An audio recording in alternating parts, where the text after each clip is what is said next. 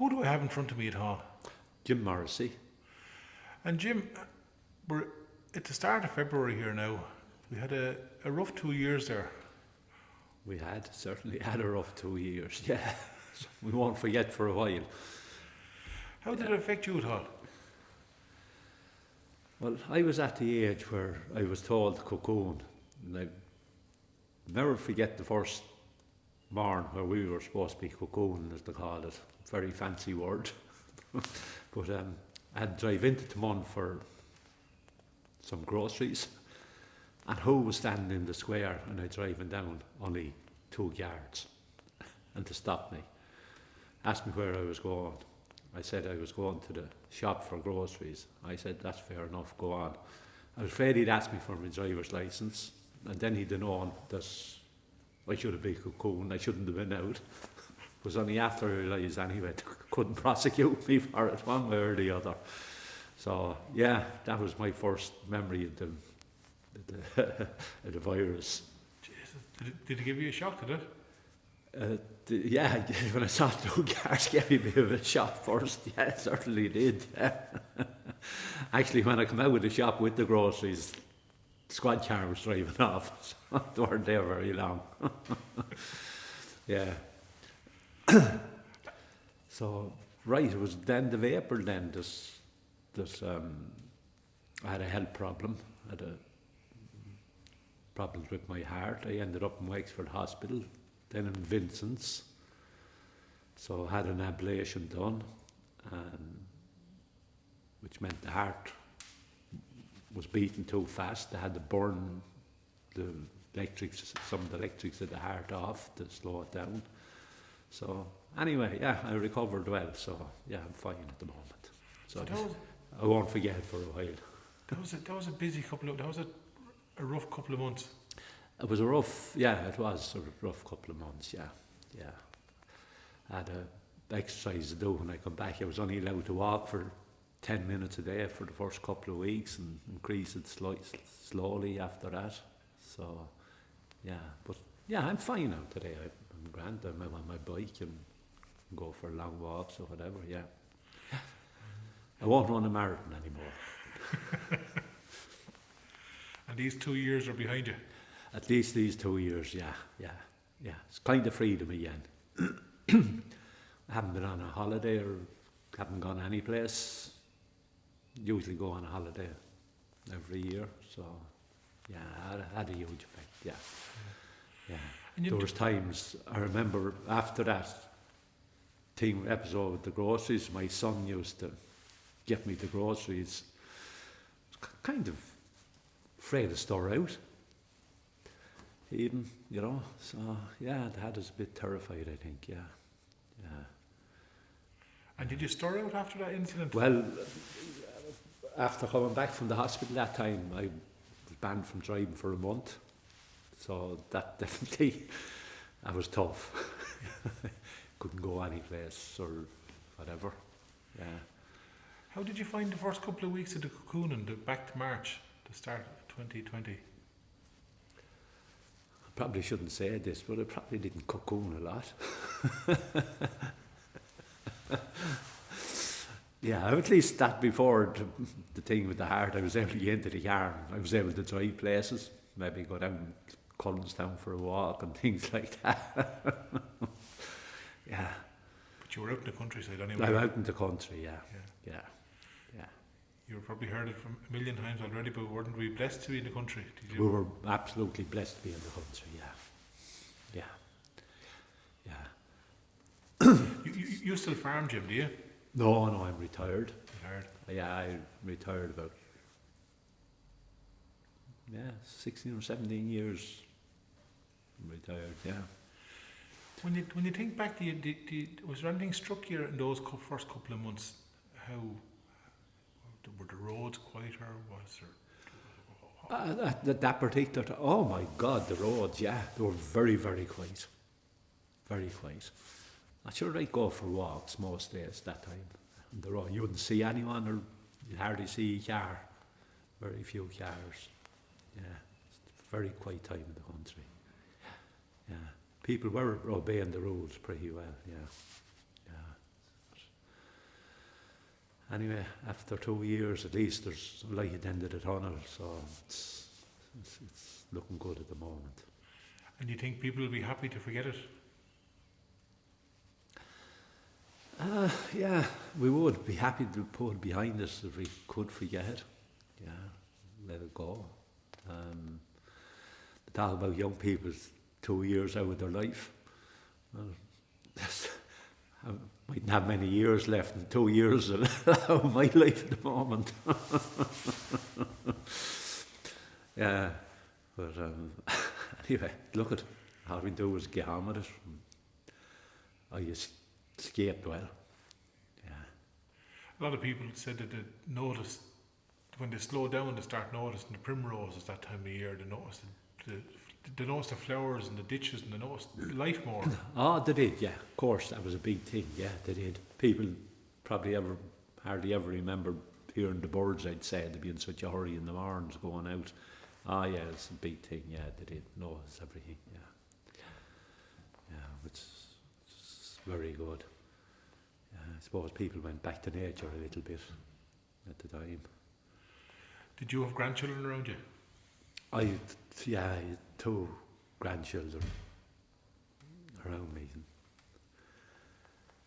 For a while, very cautious.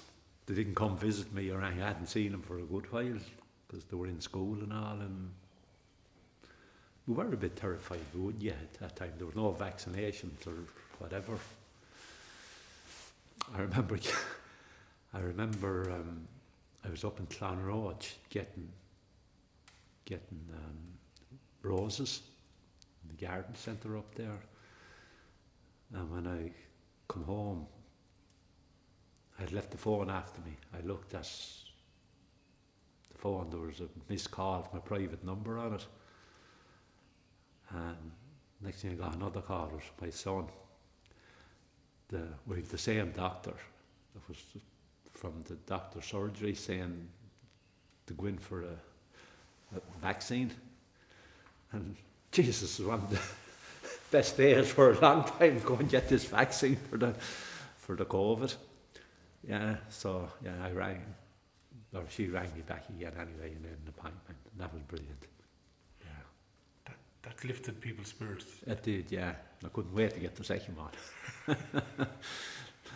When I got a chance of the booster, I headed up there fast again. Yeah. But you were saying, you remember polio and TB, you remember the other? I do, I can remember, yeah, a friend of mine actually was in, God, I can't think of the name of that hospital in Dublin, with TB. Peamount, was it? Peamount, that's the one, Peamount, yeah, with TB. And I also remember young chap actually, I think he was 8 or 9, from Cammers, who died of polio. He wasn't vaccinated either. Now, I'm not sure I was vaccinated at the time, but I was vaccinated very soon after anyway. But he'd actually died of polio.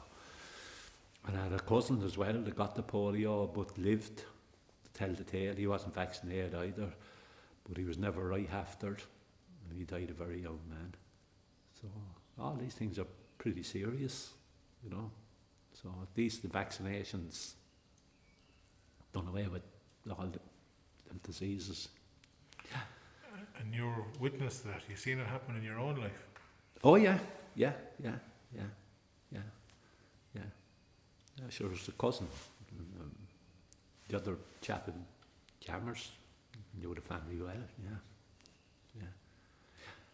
Did you have anyone close to you pass away with COVID? No, I hadn't. No.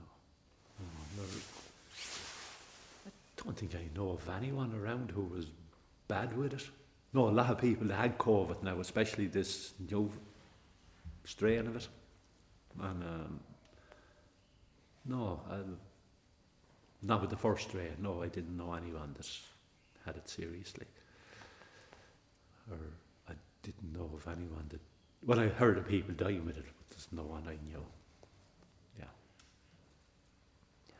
It was a strange time when you think back, Jim, wasn't it? It was a very strange time. Oh my God. What would have happened only for the vaccinations? Where would we be? It would have probably eventually died out, but how many people would have it killed? So you want to go back to the Spanish flu, as they called it, going back there in 1918, 20. Don't know how many people it killed. I reckon it's going to kill 50 million people worldwide. Don't know anything they could do about it. Just died out then. So, you know, we don't know what would have happened with the vaccinations. I'm glad they were there and I got one. Yeah. Yeah, and you got a lot of resistance from people too. Some people resisting it, not believing it, and Yeah. Well, with the Spanish flu, it was actually the younger people that it killed, which is very strange, not the older people. Something to do with their immune system that attacked their own bodies, but it didn't affect the older people near as much. Whereas this one was the opposite way. The older people was killed. And even the way funerals, it affected funerals. Like, we're good at doing funerals in Ireland. Well, you know, where we shake hands and we're close to the people. But that all changed too. Oh, that all changed. Yeah. That funerals were a different kettle of fish. All you could do maybe was go to a graveyard, and you couldn't even sympathise with the family. Just stand there in the distance, stay well away from everyone. Yes, there was no one in the churches. Yeah. And would you be a kind of person that go to funerals at all? I would, yeah. Yeah. I think most people my age go to funerals. I can remember when I was younger, my father, God, he'd be going to more funerals, and I wouldn't be going, but I can see his pain now. It's the people his own generation most of them they were dying. Yeah, I would. Yeah, I'd go to a good few funerals. Yeah. The whole Guard of Honour thing only really came in. That's the come in the end of it. Yeah. Certainly not before the vaccinations or anything. There was no Guard of Honour. Funerals were very, very small. I was at a couple of funerals myself, and you go up the graveyard and you couldn't even go near the family. So look at it, totally different. Must have been very hard on families that were bereaved at the time. But anyway, it's the way it was. Yeah. A lot of the older people were afraid to go out. They were afraid to go out. They were, yeah. And I have an old relation as well, and I visited her a couple of times, and you'd be half afraid to visit them. You wouldn't know whether they wanted you to go in or not. Although I was pretty sure I wouldn't have it, but yeah. And it was very tough. Yeah, it was. Very tough on the older people. I thought in an older relation, she's mid-80s. Yeah, so anyway, she escaped it well too, but she didn't go any place either. There was a big fear around the unknown. Oh, huge fear, yeah, there were fear around, yeah. Well, every night on the television and the radio, on the news, all these cases of COVID and who died and how many died. And it was scaring people, of course it was. I suppose the really scary part first was when we saw on the television all these coffins in Italy and the army bringing them away to bury them or getting cremated. That was very, very scary. That was the very first of the pandemic years. So, no doubt that would scare people. Yeah. Did you ever get angry? Sorry? Did you ever get angry during the 2 years yourself? No, I didn't actually. I'm not that sort of a person. I don't think. Just got on with it. Just got on with it. Don't think it affected me mentally or anything either. It just, what it was, and that's it. Yeah. No, never got angry. Tried to obey most of the rules. Maybe not always. Yeah. Didn't do anything stupid, of course. No. I think people were generally very good, weren't they? The majority of people were very good, yeah. They were. Did you find that you were checking the news an awful lot on your phone or on your the radio? Or? No, not on my phone, but I'd listen to the radio in the morning maybe, and maybe get the 9 o'clock news at night. That was about it. I think the less news you listen to, the better in one way. But yeah, I did. You'd be listening, getting the numbers, and oh God, it was tough first. All the deaths and everything else, yeah. And why would you go stick on the news? Was there something inside you? Yeah, it was something I suppose we always did. Turn on 9 o'clock news anyway. It was kind of a habit. Yeah. Probably maybe better if we didn't. But I suppose it was maybe as well to know what was going on in the world as well. Yeah. Although I try to get the paper most days if I could. Yeah. And would you think that people had different experiences over the last 2 years? Like your experience here in Taghmon could be completely different, and even within only someone a couple of miles away. We all different experiences of that day. Well, probably people had different experiences, but I suppose a lot of people was kind of the same for a lot of them as well. There were probably a lot of them were trying to obey the rules as well and staying in, not going. There was no place to go anyway. Really, where could you go? Shop for groceries. That was about it. Yeah. When did you feel any kind of sense of a rise or a lift at different times? Was there any? When was it? Well, definitely got it after the first vaccination. I definitely felt that this is great. And the second one then. But I suppose after the second vaccination, after 10 days or whatever, we thought we were immune to it, but it didn't work out that way. It was the sense that if you got it, you weren't going to be hospitalised or it wasn't going to be too bad, but you weren't totally protected from it. But anyway, yeah, it was still great. When did you get your first vaccination?